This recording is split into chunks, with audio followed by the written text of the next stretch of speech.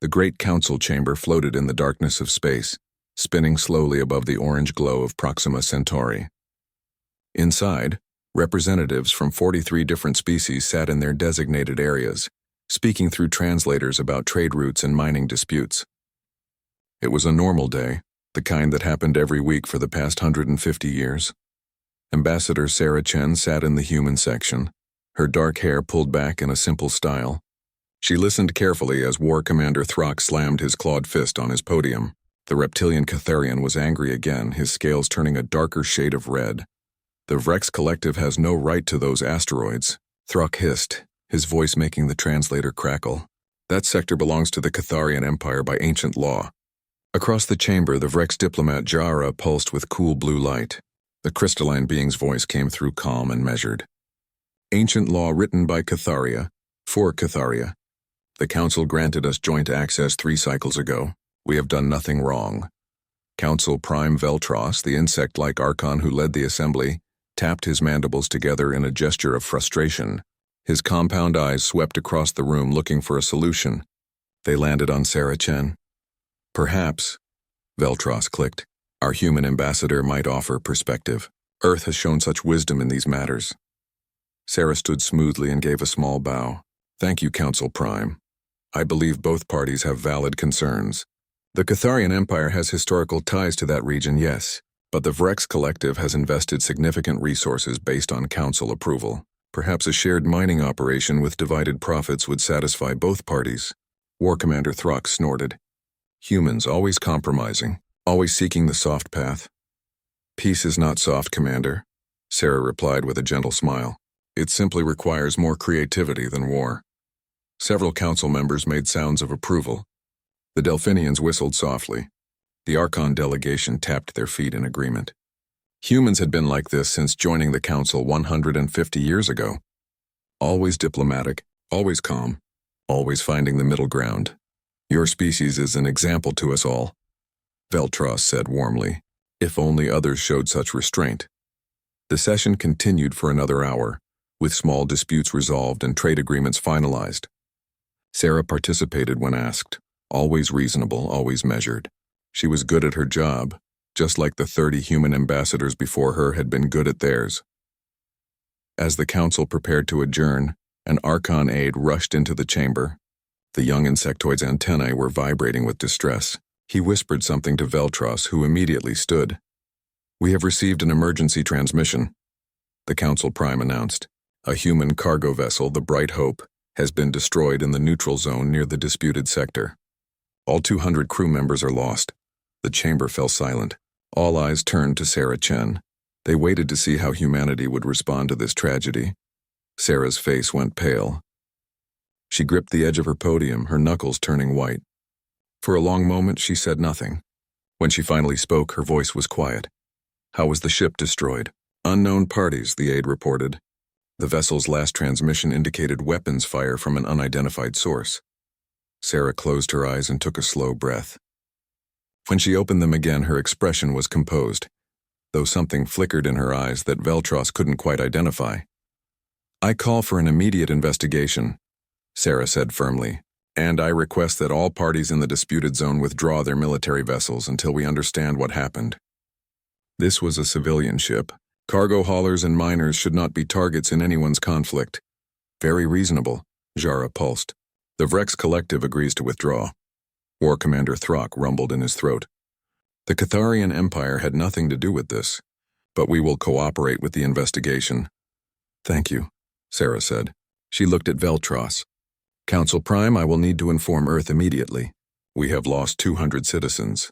Of course, Ambassador, you have the full support of this council. We will find who did this. Sarah gathered her materials and left the chamber. She walked through the curved corridors of the station, her footsteps echoing on the metal floors. Other diplomats she passed offered sympathetic gestures. A Delphinian touched her shoulder gently with a tentacle. An Archon bowed its head in respect for her loss. She made it to her private quarters before the mask slipped. Sarah sat at her desk and put her head in her hands. 200 people.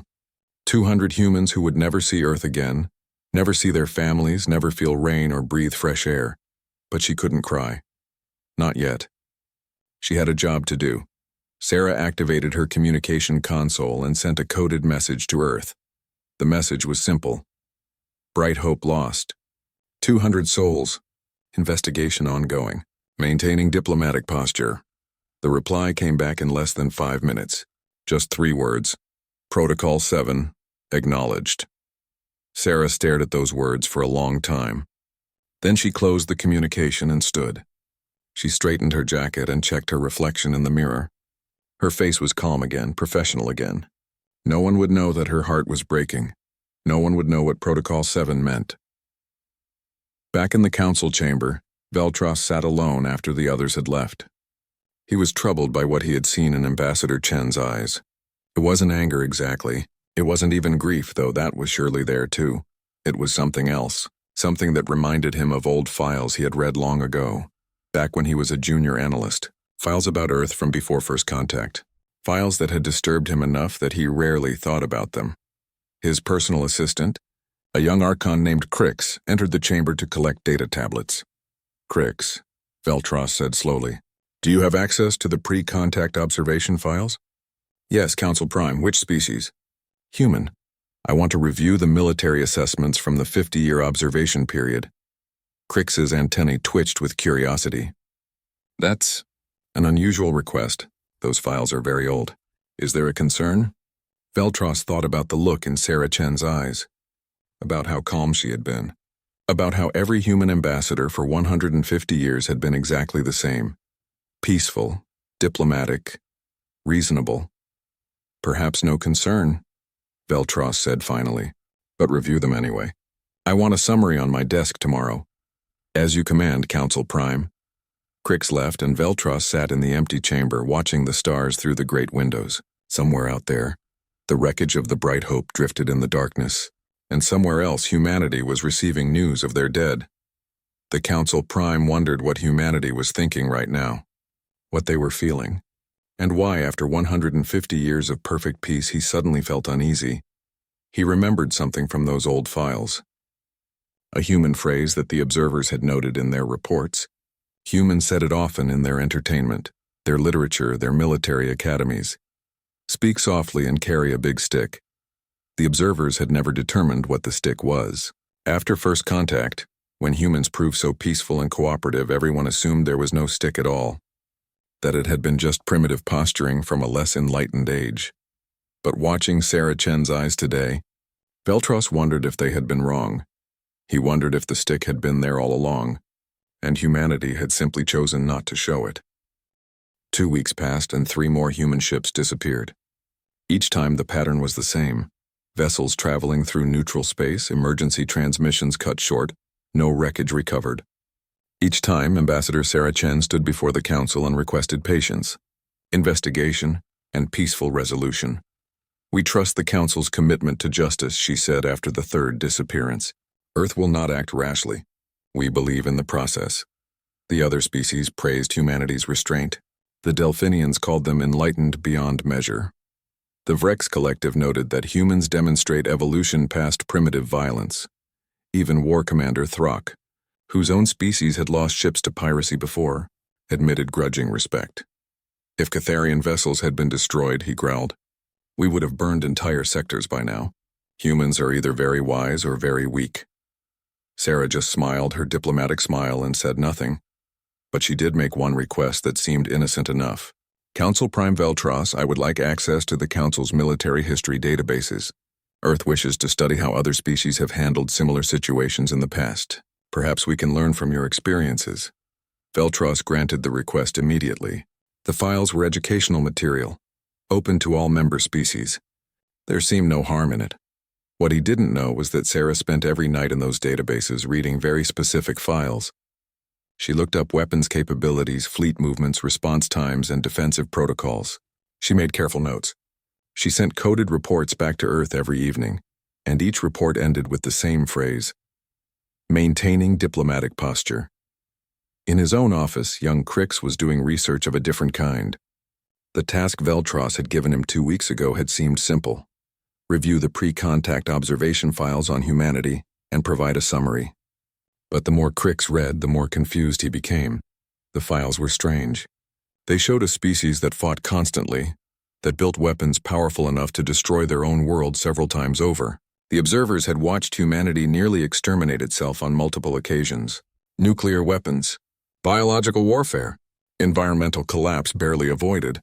But then, about 70 years before first contact, something changed. The military transmission stopped. Earth's communications became carefully curated. Scientific discoveries, cultural exchanges, philosophical discussions. The observers noted this change but couldn't explain it.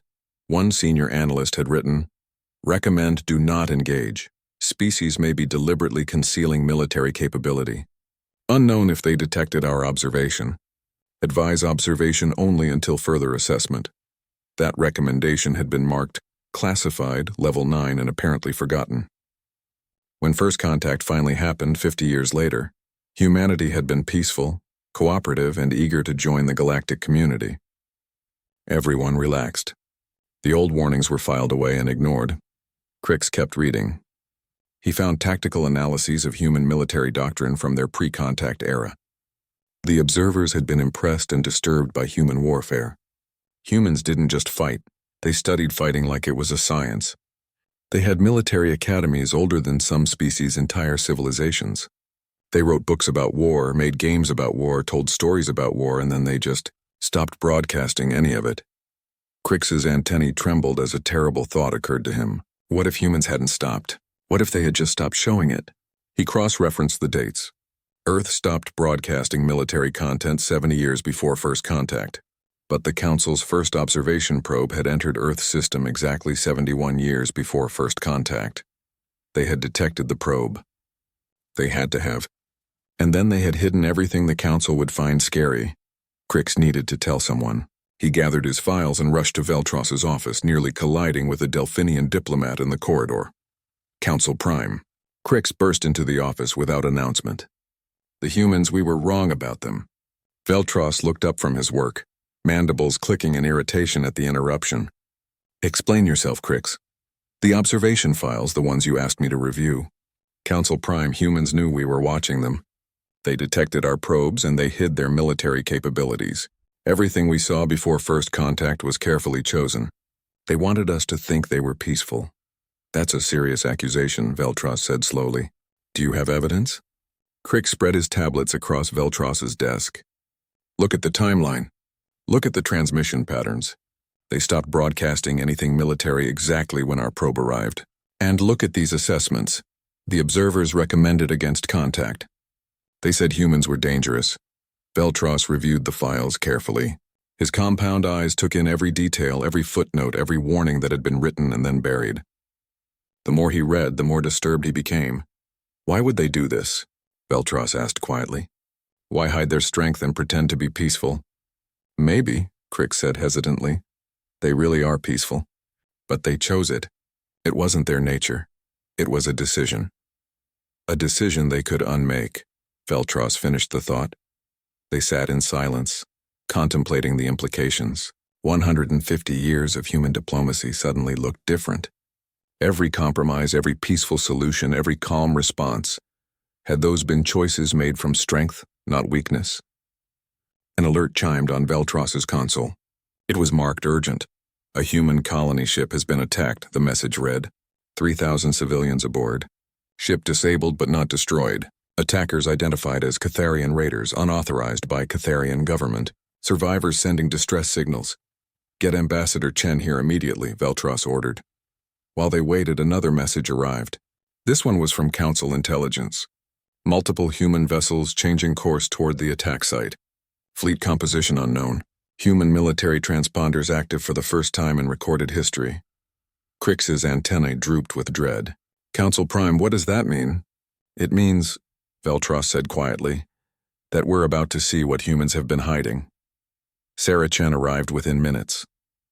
She walked into the office with the same calm expression she always wore, but Veltros could see it now, the control behind that calm. The choice to be peaceful. You summoned me, Council Prime? Ambassador, we've received reports of an attack on a human colony ship. 3,000 of your people. We're preparing a council response. That won't be necessary, Sarah interrupted gently. Earth is handling it. Handling it? Ambassador, with respect, humanity doesn't have significant military presence in that sector. Council Prime, Sarah said, and her voice was still kind, still diplomatic, but there was something new in it now.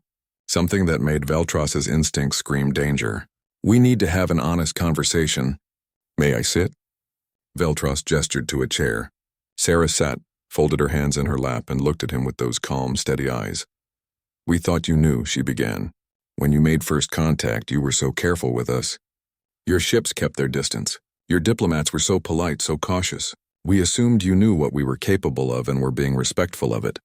We were being cautious because you were unknown, Veltros said. No, Sarah replied softly.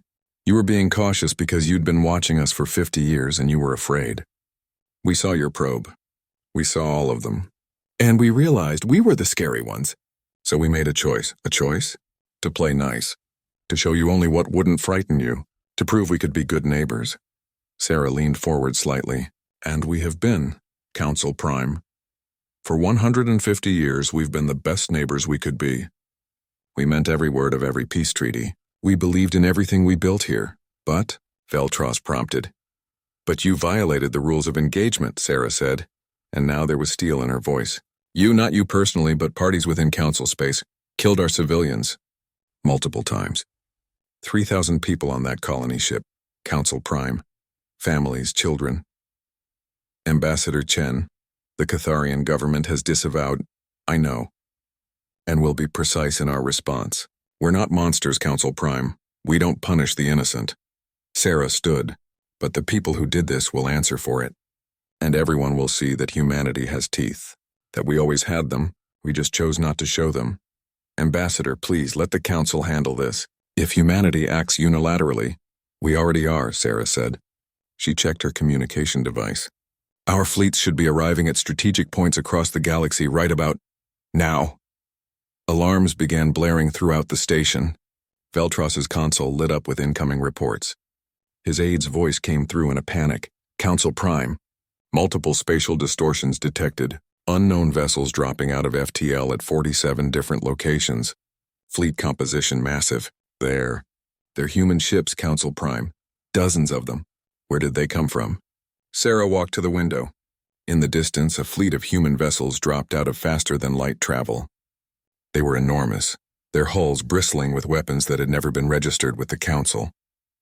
They moved with perfect coordination, taking up defensive positions around the station. We've been on exercise, Sarah said quietly, watching her people's ships. For decades, training, practicing, hoping we'd never need to be what we once were. She turned to face Veltros. We'll fix the problem in that sector. We'll be par the Catharian raiders thought they were being clever. They had disabled the human colony ship and held position, waiting to make demands for ransom. 3,000 civilians were excellent hostages. The raiders sent threatening messages showing weapons pointed at the helpless vessel. What they didn't see were the small satellites drifting near the human mining outpost in the next sector. The satellites looked like standard navigation equipment, the kind every species used to mark mining claims. They'd been there for years. Nobody paid attention to them anymore. War Commander Throck watched the situation from his command ship, furious that unauthorized raiders from his own species had created this mess. He was preparing an official response when his sensors officer made a confused sound.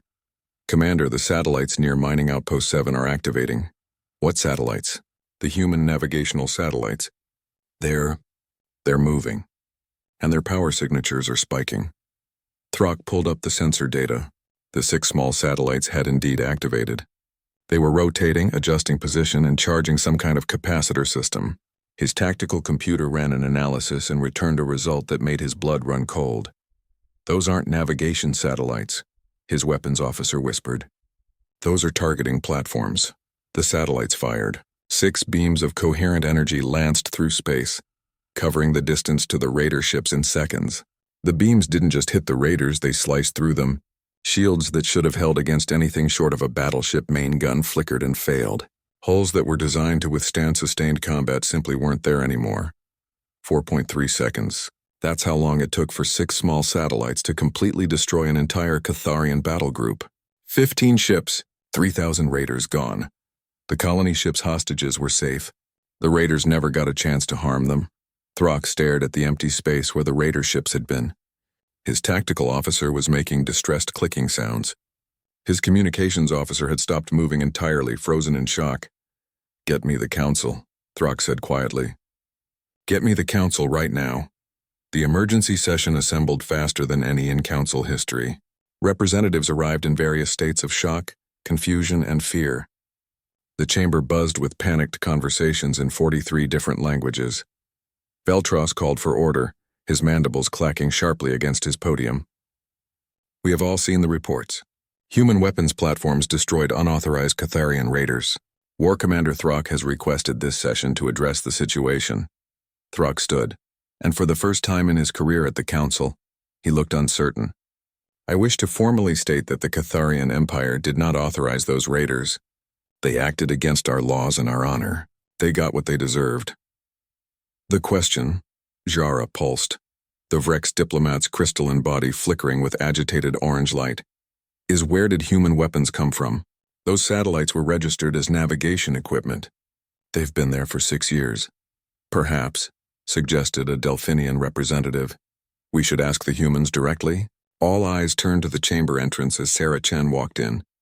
She looked exactly as she always did, professional, calm, slightly apologetic for any inconvenience. She took her position at the human podium and waited patiently for the room to quiet down. "Ambassador Chen," Veltros began carefully, "the council requires explanation. Those weapons were not registered. They were disguised as civilian equipment. This is a violation of council regulations." "With respect, Council Prime," Sarah replied, "we never said they were civilian equipment. We registered them as satellites." "Which they are. We simply didn't specify what kind of satellites. No one asked. But you allowed us to believe, and we allowed you to assume," Sarah corrected gently. "There's a difference. We never lied to the council. We just didn't volunteer information that might make everyone nervous." A small Archon delegate stood up. "How many of these weapons platforms do you have?" Sarah paused, seeming to consider her answer. "All of them. All of..." "What?" "All of our stations. Mining outposts, research facilities, communication relays, cargo transfer points. Every single installation humanity has built outside of Earth has defensive capabilities." Sarah looked around the chamber. "We thought you knew. We thought that was obvious. Why would we build undefended structures in space? Because that's what the regulations require." Jara's light flashed angry red. "Civilian stations must be civilian. Our stations are civilian," Sarah said patiently. "They're staffed by civilians. They serve civilian purposes. They just happen to also be able to defend themselves. Earth believes in practical design." War Commander Throck surprised everyone by laughing, a harsh, barking sound. "I understand now. Humans are not peaceful. They are polite. There is a difference. A crucial difference. We are peaceful," Sarah insisted. "We genuinely prefer peace. But we're not helpless. We never were." Veltros felt the weight of command pressing on him. "Ambassador Chen, the council must know. What else haven't you told us?" Sarah took a deep breath. "Council Prime, with respect, may I share my screen?" Veltros authorized it, and Sarah's data appeared on the main display. The chamber fell into shocked silence as the information scrolled past. Every human cargo ship had concealed weapons, not defensive weapons, actual military-grade offensive systems. The cargo containers could flip open to reveal missile batteries and beam weapons. Every human civilian station had enough firepower to fight off a full battle fleet. The mining equipment could be repurposed as mass drivers. The solar panels could focus into laser arrays. Human colony ships weren't just transports. They were mobile fortresses that could deploy, establish a foothold, and hold territory against significant military opposition. And the fleet. "Oh, the fleet. 47 fleets," Sarah said quietly as the data displayed, each one comparable in size to the Catharian Empire's entire navy. They've been on training exercises in deep space for decades, rotating crews, maintaining readiness, hoping they'd never be needed. "This is impossible," Jara pulsed weakly. "The resources required, the industrial capacity." "Earth is very industrious," Sarah said simply. "We just didn't show you our military industries. We showed you our art, our culture, our science. The nice things. The things that wouldn't make you afraid." A small voice came from the Delphinian section. Why hide all this? Why not just tell us?" Sarah's expression softened. Because we saw your probe. The first one, 70 years before first contact. It was shaking. Did you know that? Your observation probe's position-keeping thrusters were firing erratically, because whoever was controlling it was nervous. You were watching us destroy ourselves with weapons that could barely crack a moon, and you were terrified. She looked around the chamber, meeting eyes with representatives from dozens of worlds. So we looked at ourselves through your eyes and we realized we were the monsters in this story. We were the scary species. And we made a choice. What if we didn't have to be? We spent 50 years cleaning up our act before first contact. We didn't become less capable. We became more careful, more considerate. We learned to hide the weapons and lead with the poetry. And when you finally came to talk to us, you were still so careful, so diplomatic, so clearly relieved that we weren't as bad as you feared. Sarah smiled sadly. We thought we'd done well. We thought we'd proven ourselves. We thought you understood that we had teeth but chose not to bite. Instead, you thought we never had teeth at all. Veltros felt something between awe and horror. 150 years. You maintained this deception for 150 years. It wasn't deception, Sarah said firmly. Every peace we made, we meant. Every treaty we signed, we honored. Every friendship we built, we cherished. All of that was real. The only deception was letting you think we couldn't be anything else. And now? Throck asked. Sarah's expression hardened just slightly. Now people violated rules of engagement.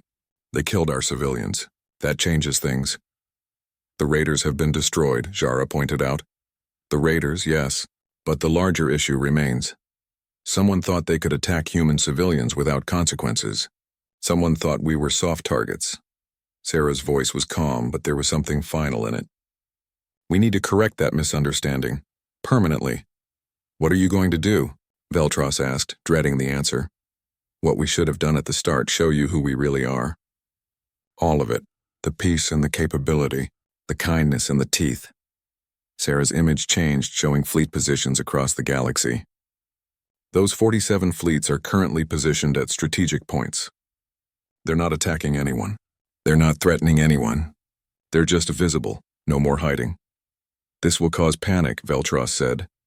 Probably, Sarah admitted. But it's necessary.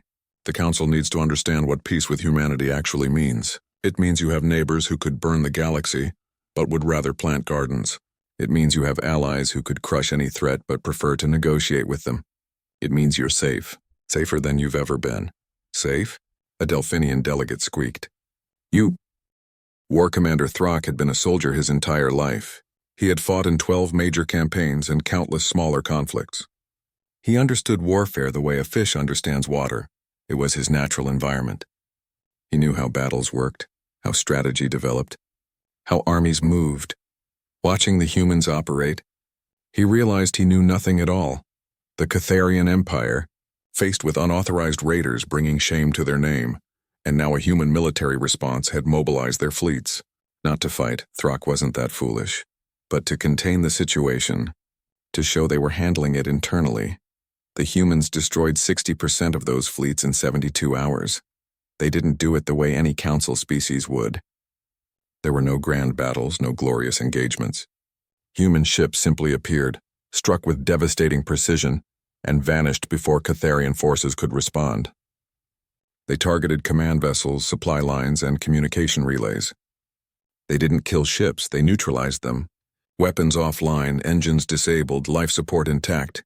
It was surgical, clinical, and absolutely terrifying. They're not fighting us, Throck's tactical officer said, studying the patterns. They're dismantling us. What's the difference? Throck growled. A fight has back and forth, attack and counterattack. They're taking apart our fleet like a child's toy. Piece by piece, Throck watched the tactical display update. A Catharian supply convoy had just been intercepted. Not destroyed, just stopped. The human ships had disabled every vessel's FTL drive with single precise shots, then jumped away. The convoy was stranded but safe, their crews unharmed. They could have killed them, Throck said quietly. Every engagement, they could have killed everyone. They're choosing not to. Why? Because they're proving a point. They want us to know they could end this in an hour if they wanted to. They're being merciful, and somehow that's more terrifying than if they were just destroying us. A communication request came through. Throck almost laughed. It was the humans asking for a diplomatic channel. They were systematically crushing his empire's military response, and they still wanted to talk. He accepted the call. A human admiral appeared on screen, an older woman with gray hair and sharp eyes. She saluted. War Commander Throck, I am Admiral Liu of the Human Defense Fleet. I'm contacting you to offer terms. Terms? You haven't stopped shooting at us, and we won't until you stand down completely. But War Commander, we're not interested in continuing this. We have no quarrel with the Catharian Empire. We have a quarrel with the raiders who killed our civilians. Those raiders are dead. Your satellites destroyed them. Yes, but the larger issue remains. Enforcement of rules of engagement, ensuring this never happens again. Admiral Liu leaned forward slightly.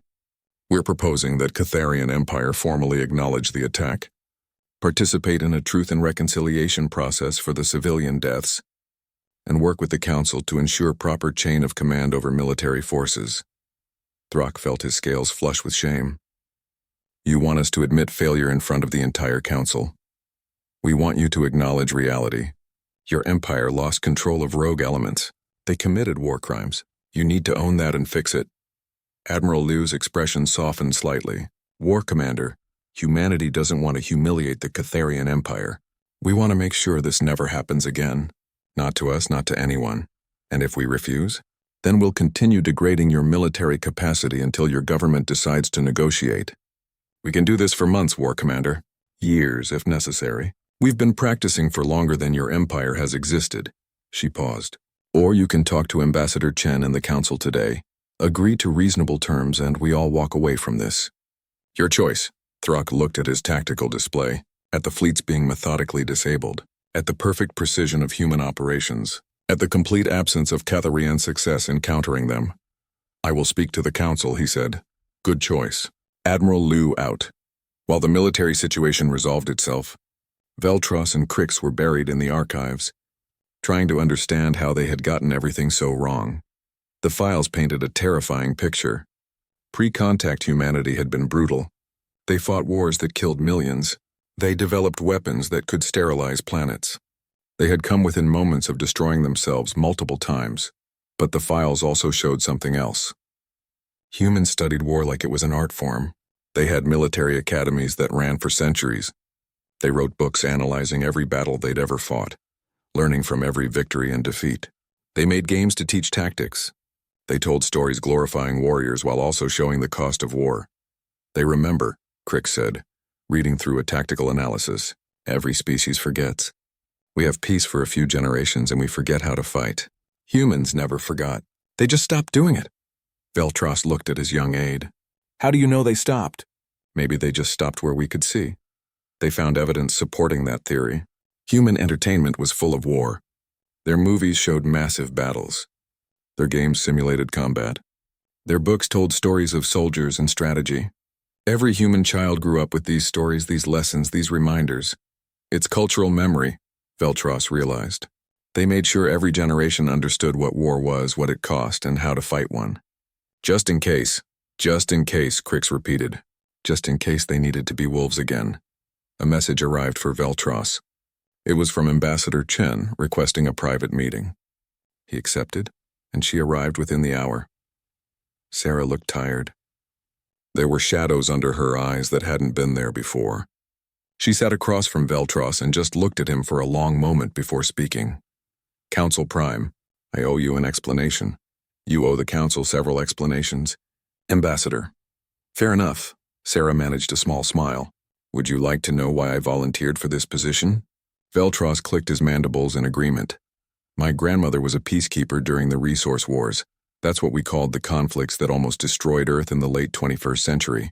Fighting over water, over rare minerals, over land as climate change made some areas uninhabitable. Sarah's voice was soft. She spent 40 years negotiating peace, building agreements, creating systems where people could resolve conflicts without killing each other. She sounds remarkable. She was. And she taught me something important. Peace isn't natural. It's built. It's maintained. It requires work and will and constant attention. Sarah looked at her hands. When we detected your observation probe, Earth's governments had a choice. We could show you what we were, warriors who had finally learned better, or show you what we wanted to be. a peaceful species worthy of joining the galaxy. So you lied? No, Sarah said firmly. We became what we showed you. Every human who joined the diplomatic corps meant it. Every peace treaty we signed was genuine. Every compromise we made was real. We didn't lie about wanting peace. We just didn't mention we were also really, really good at war. Why not? Why not just be honest? Sarah laughed, but it was a sad sound. Because you were terrified of us, Council Prime. Your probe was shaking, and we realized if we showed up at first contact with our teeth bared, you'd never trust us. You'd always see us as the dangerous species, the ones to watch, the ones to fear. Instead, you hid. Instead, we built trust. For 150 years, we proved we could be good neighbors, good allies, good friends. Sarah met his eyes. And we are. That's real, Council Prime. Our friendship with the Council, our commitment to peace, it's all real. But you have teeth. Yes. And now everyone knows it. And I'm sorry for that. I'm sorry we had to show you this way. Sarah's voice cracked slightly. We wanted to protect you from ever having to see the other side of humanity. The side that knows how to wage war. Your grandmother would be proud, Veltros said quietly. You maintained peace for as long as possible.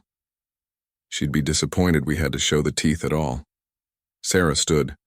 War Commander Throck is ready to negotiate. The Catharian Empire will formally acknowledge what happened and participate in a reconciliation process. Is that acceptable to the Council? Yes, I believe we can work with that. Good, then I'll recall the fleets. Most of them, anyway. A few will remain visible, just as a reminder. A reminder that humanity has teeth. A reminder that humanity chooses not to use them, Sarah corrected. There's a difference, Council Prime. There's always been a difference. After she left, Veltros sat alone in his office. Crix found him there an hour later, staring at the human fleet positions on his display. Council Prime, are you well? I'm thinking, Crix, about fear and respect, about how we confused weakness with peace. Veltros turned to his aide. We saw what we wanted to see. Humans led us, and maybe that was kind of them. Maybe it was manipulative. Perhaps it was both. What do we do now? Now? Veltros looked back at the display. Now we work with the truth. Humanity is peaceful because they choose to be, not because they have to be. They're our friends because they want to be, not because they need us. And that might actually make them the best allies we could have. Because they could destroy us but won't. Because they're strong enough to choose mercy, Veltros said, and wise enough to know that strength without restraint is just another kind of weakness. On Earth, in a small apartment in Geneva, an old woman watched the news broadcast from 6 months had passed since what the Council now called the Revelation.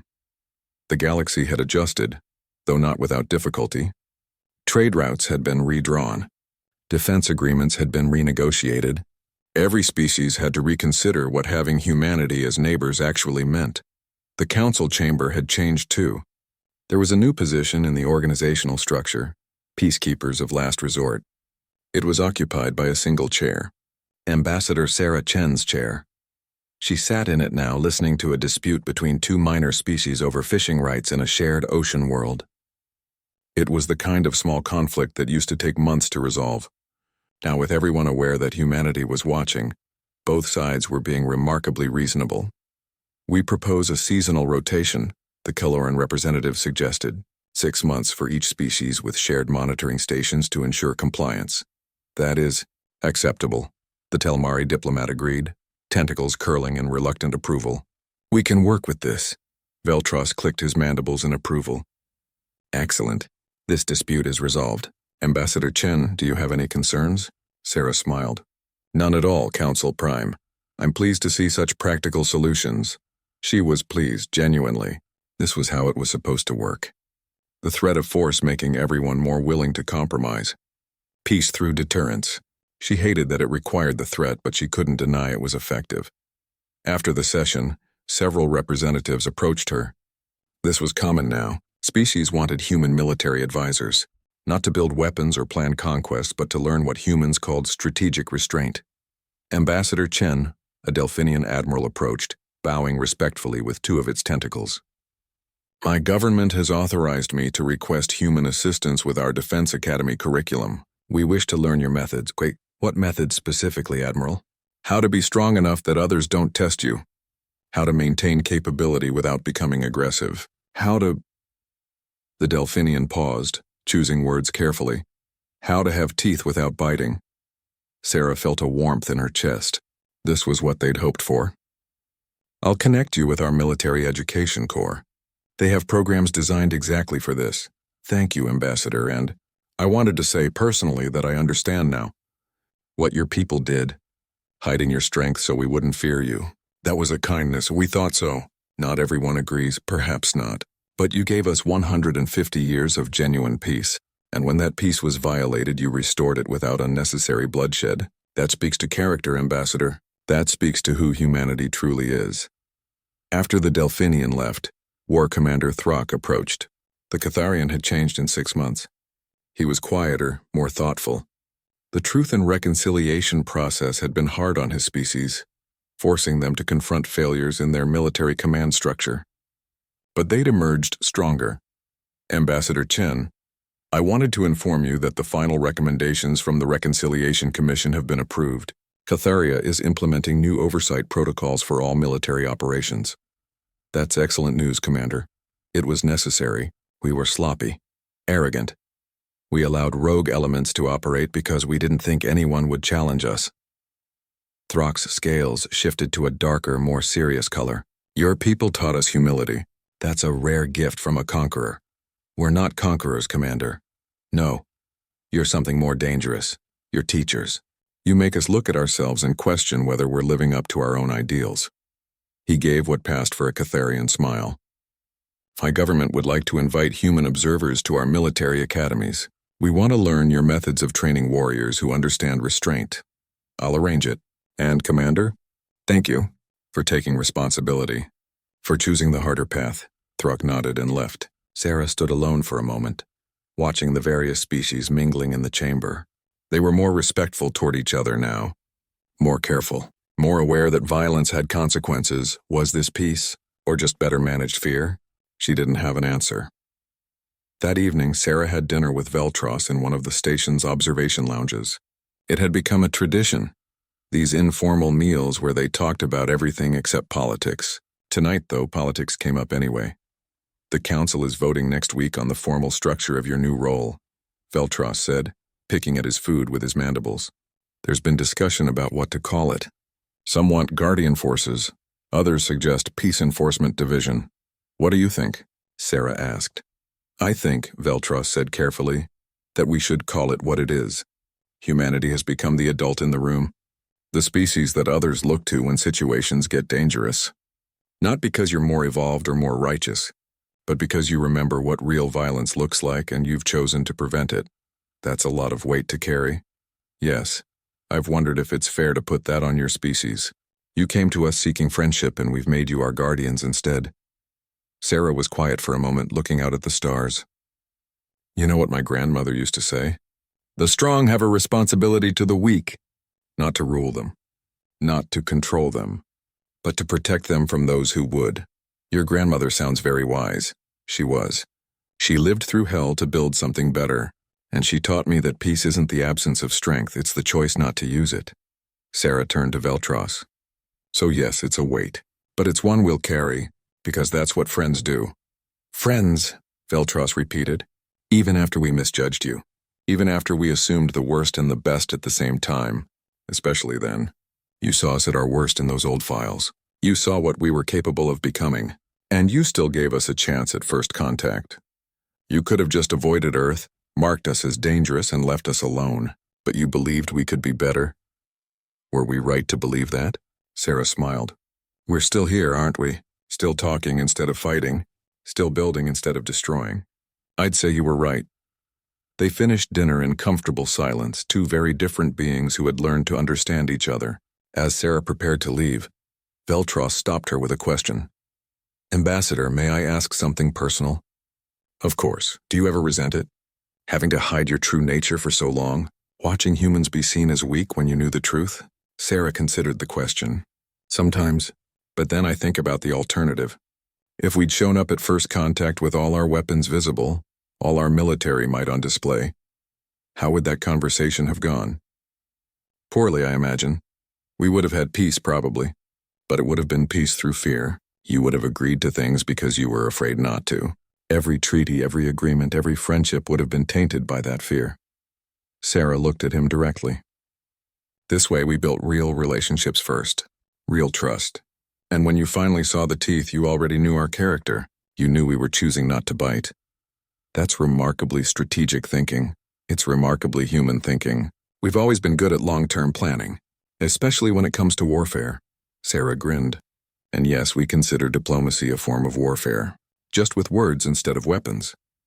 Later that night, Sarah returned to her quarters and activated her communication console. A familiar face appeared on the screen, her daughter, now 8 years old, beaming with excitement. "Mommy, I saw you on the news. You were talking to those aliens with the sparkly bodies." "Hi, baby." "Yes, that was me talking to the Verrex. How was school?" "Good. We learned about the resource wars today. Teacher said great-grandma helped end them." "Is that true?" Sarah's heart clenched. "Yes, sweetie. Your great-grandmother was a very brave woman who worked very hard for peace. Teacher also said that we have to be ready to fight, but we should never want to. She said that's what being human means now." "Is that true too?" "Yes, baby. That's exactly right. We have to be strong enough to protect people, but kind enough that we don't want to hurt anyone." Her daughter's face scrunched up in thought. "That sounds hard." "It is hard. It's the hardest thing, but it's important."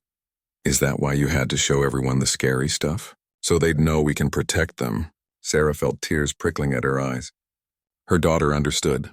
This 8-year-old child understood what some council members were still struggling with. "Yes, baby. Exactly that. Sometimes you have to show your teeth so nobody makes you bite. Are we still playing nice?" "Always, sweetie, always. That's who we are. That's who we choose to be." "Okay. I love you, Mommy. I love you too, baby. So much." After the call ended, Sarah stood at her window looking out at the human fleet ships in the distance. They were different now, no longer trying to look like civilian vessels. Their true nature was visible. Weapon systems displayed, military configurations clear. But something else was visible too. Each ship had painted on its hull the human diplomatic corps symbol, an olive branch and a shield intertwined. A promise and a protection, choose peace, but be ready for war. That was humanity now. That was what they'd become. Not conquerors or pacifists, but something in between. Something